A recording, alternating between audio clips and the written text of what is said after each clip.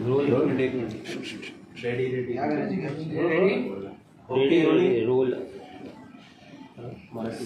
Sir, आपल्याला एक phone आलेला आहे धमकीवजा. काय सांगाल एकंदरीत सलमान खान प्रकरणानंतर आता तुम्हाला देखील विष्णू गँगचा फोन आलेला आहे. त्या संदर्भात काय तुम्ही पुढे तक्रार काय करणार आहात?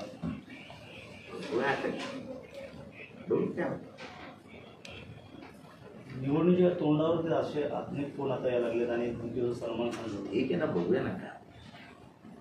सर, गेल्या काही दिवसांपूर्वी देखील तुमच्या घरामध्ये स्फोटक पदार्थ आहे असल्याचा देखील फोन आला होता तुम्हाला, आणि आता अशा प्रकारचा धमकी भरा एक फोन आला आहे.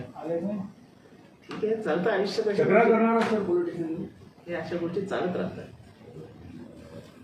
जेव्हा आपण एवढं सगळं करत असतो तेव्हा दुखावलेली माणसं खूप असतात. त्यामुळे ही रिस्क आयुष्यात असतेच. विद्रोही माणसाच्या आयुष्यात हे असं घडत सर, आज राष्ट्रवादी काँग्रेस